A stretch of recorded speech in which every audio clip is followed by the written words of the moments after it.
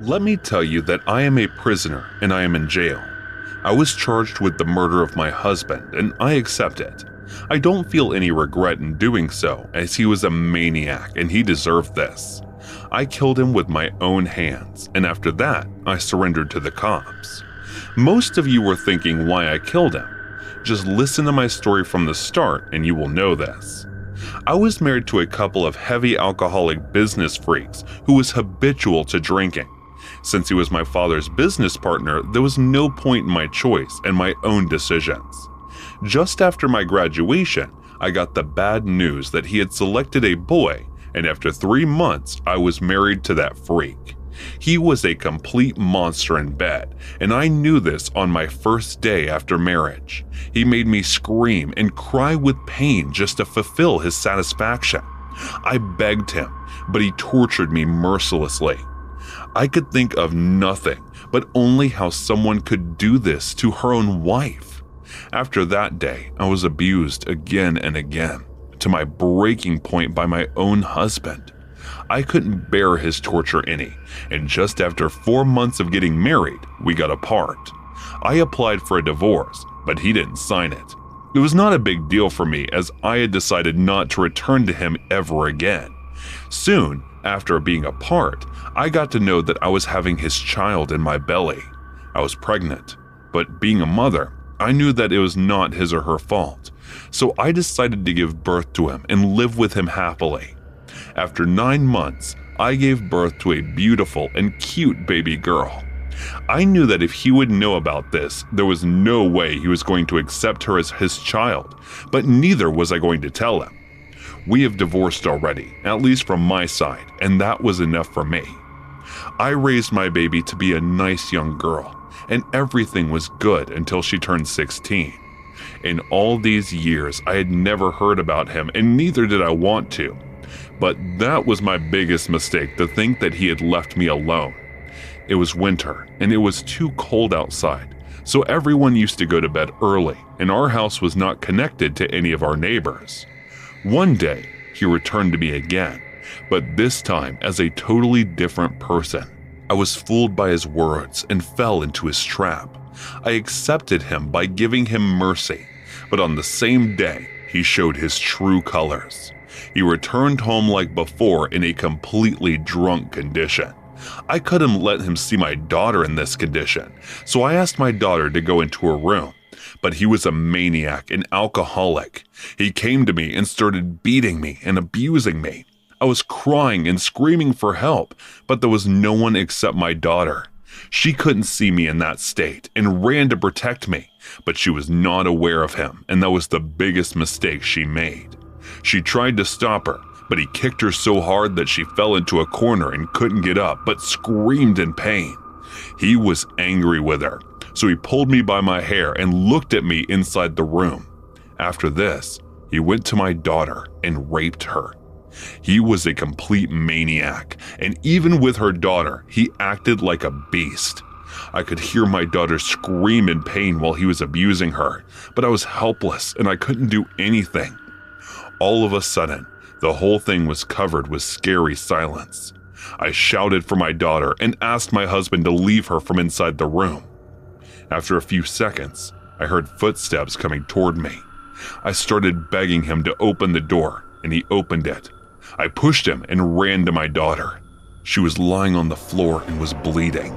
She was covered with scratches and brushes all over her body and was lying on the floor completely nude.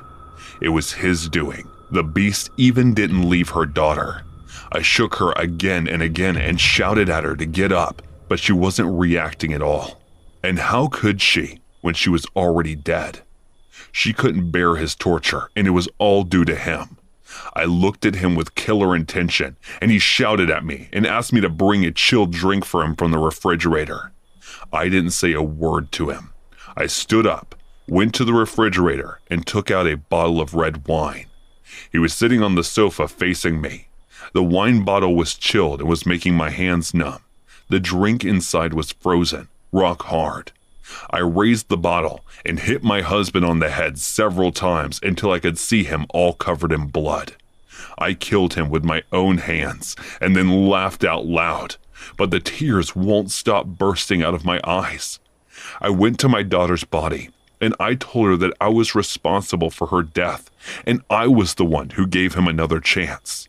I should have killed him when he was doing such things with me, but I left her and let him kill my daughter. After sitting for about an hour, I called the cops and asked them to come to my house. When they arrived, they found 2 dead bodies, and I was sitting there. They asked me, and I told them everything. They felt pity for me, but I had killed my husband. It was part of their duty to arrest me. I was arrested and charged with killing my husband, even though he was the one who killed my daughter. But I was not feeling guilty, and neither did I regret what I did. He was a demon, and he deserved his punishment. The only guilt I had was that just because of my little mistake, my sweet daughter lost her life. She had her whole life ahead of her, and now she was buried in the ground with all her dreams. I ask this question to my readers. What do you think? What I did was wrong or not? Decide this, and think to yourself what you had done if you were in my place. Hey guys, thanks so much for all the support. If you haven't subscribed to the channel yet, please feel free to do so.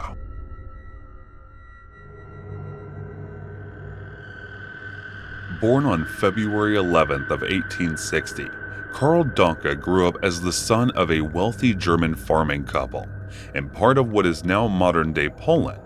Little is known of Karl's early years, but it seems he was a quiet and soft-spoken child who fared poorly in social situations.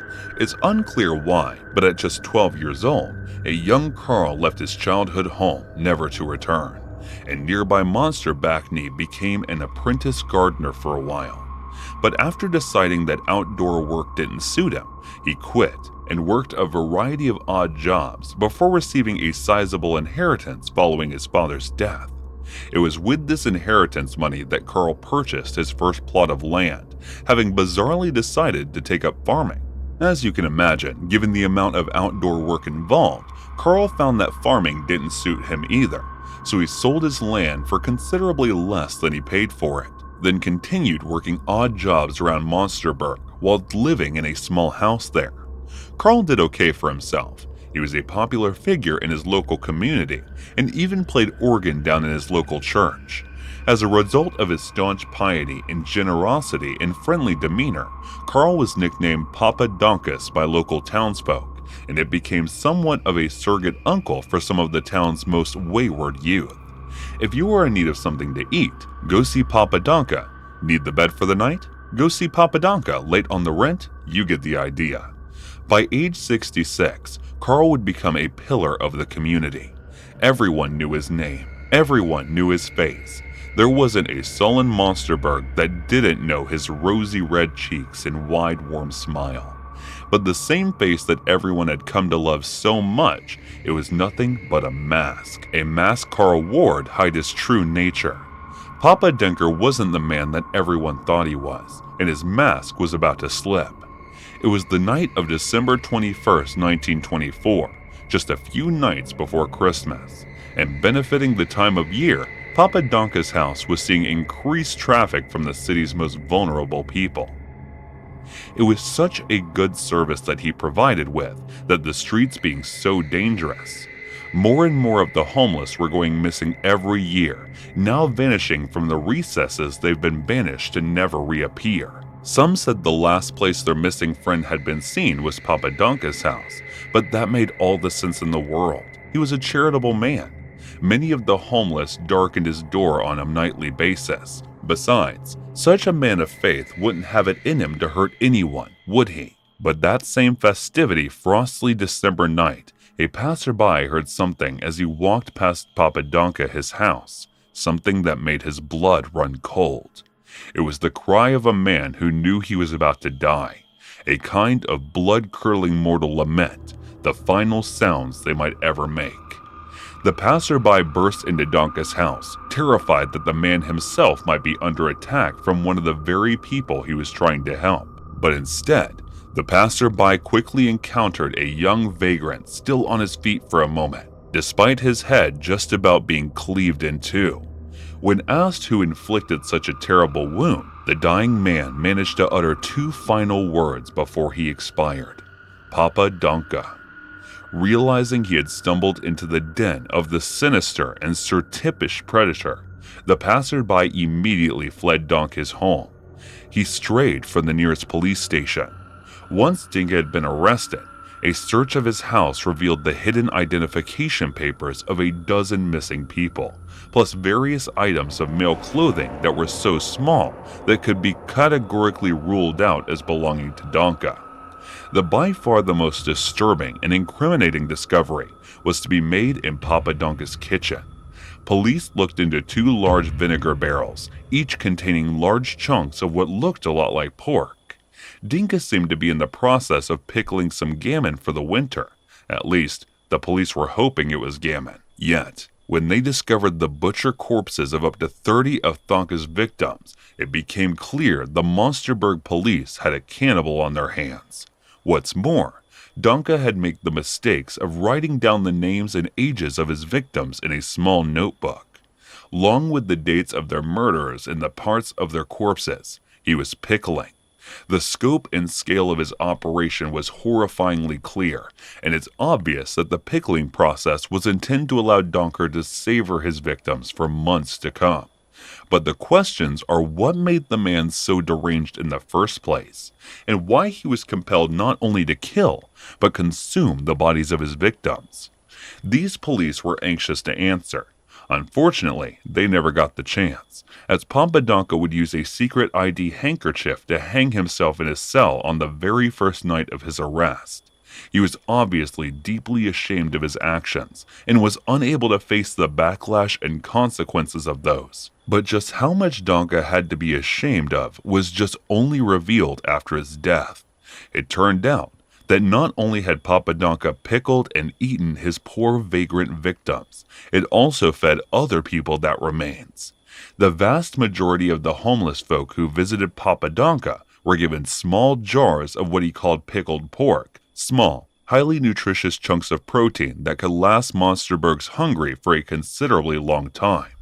But it wasn't pork. It wasn't ever pork. Papa Donka Monsterburg's happiness, fully as friendly a citizen, had been feeding the homeless to each other, and had been doing it for years. Needless to say, there wasn't a very Merry Christmas that year in Winstonburg, not for those who know the taste of Papa Donka's pickled pork.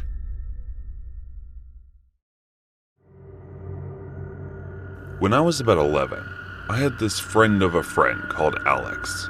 He was 6 or 7 years older than us, but was a major nerd and had no friends that were his age. He would just constantly show up and would try to play with us. But honestly, I think my friend was just inviting him behind our backs and playing dumb to the rest of us. Needless to say though, I didn't really like him, and we would constantly argue and talk badly to each other, and never got physical besides the tackle that was a little too hard or just pushing each other around a bit. But after a while, for some reason, we both kinds of clicked with each other at one point and just stopped arguing. Well, we weren't going for each other's throats anymore anyway. But for the first time after a long time, I went to Alex's house, and his mom greeted us. She seemed very nice, but very passive and almost submissive. We sat down and talked to her for a bit. Then, we listened to some music and played on the Xbox. Then my dad telephoned me, so I left Alex's room to go to the kitchen, sit down, and take the call. Then suddenly, I heard the door open and saw the 662, 150-pound, not buff, but definitely not fat, bald man standing in the doorway. We made eye contact, and he looked at me with pure disgust that I was sitting at his kitchen table. Then he said, "Who the hell are you?" He had this look in his eyes that was almost predator-like, and I was his prey. I froze and didn't say a word. "Are you going to make me repeat myself, boy?" he growled. Alex had now come from his room and explained to his dad who I was. Okay, well, get them the hell out of my house. You know better than to have friends here on weekdays while me and your mom go to work. I left in a hurry, and I'm not lying when I say that. I've never felt like that ever again. I can't really explain it. It wasn't really fair, but more of you're in danger vibe. Needless to say, I never went inside his house again. Fast forward a few months later, and Alex and I didn't really talk as much as we did. Alex had apparently gotten rejected by one of our mutual female friends, and he had then decided to break a 6-foot dollhouse over the girl's head. She had to go to the hospital and get 9 staples because of it, and there was a possibility she would lose her eye. Understandably, I heard that an adult male had hit my 15-year-old friend, so at that point, I just snapped and wanted to fight this guy because of it. But he was 18, and I was still loving. I called him 40 times and left a voicemail after voicemail, telling him I was going to kill him. I got arrested for this, even at age 11. I know it wasn't the smartest idea. And I told him to come to fight me, and screamed at him, telling him to hit me like he'd hit her. I'd actually walked to his house and were standing on the sidewalk, still calling out to him. He finally picked up, though. I just carried on screaming at him to come out and fight me. He was silent the whole time, but I could tell the phone was on speaker. Alex hung up the phone and I thought he was going to come out to fight me, but he never did. His dad came out instead and said the police were on their way, and if you step on this grass, I'll kill you. Stop calling my son, and we will have problems. I never told the cops that his dad had threatened me because honestly, I was freaking out about it. But now I had to explain to my family that I was getting arrested for threatening an 18-year-old while I was 11. I ended up with a few charges and was told that if I made any more contact, I'd end up in juvie.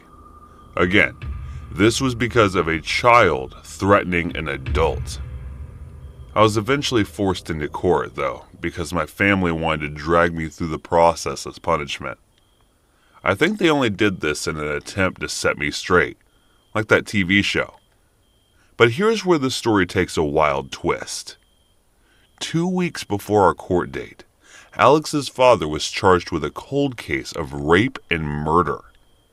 Alex's dad and his best friend had taken the friend's girlfriend out to a bar, drugged her repeatedly, then raped her.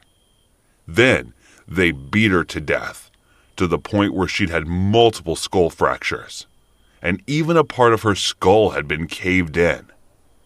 Then they took her to a bike trail and left her there to be found in the morning. And they did all this with no real concern of getting caught. This shocked the hell out of me. But what really scared me was his dad, and the times he'd said, "I'll kill you if you touch the grass, or we will have problems," etc. Normally I would have thought it was all just BS, but from him, I think it was never a threat. It was a promise. And it scares me to even think about the voicemails I'd left. And I honestly feel blessed that he hadn't come after my family, since he'd already shown to have little remorse or care for another human's life. When we got to court, Alex was staring at the man who just put his dad away for life. And there was little discussion about my charges. And Alex had never saved the voicemails anyway, so all charges of me were dropped. The next morning, Alex and his mom packed up and moved. I haven't seen them again since. Alex never got charged for assaulting the girl, because there was never a police report made. The girl had begged her parents to tell the doctors it was an accident, so the police had no idea about what had happened, until I told them why I threatened Alex in the first place.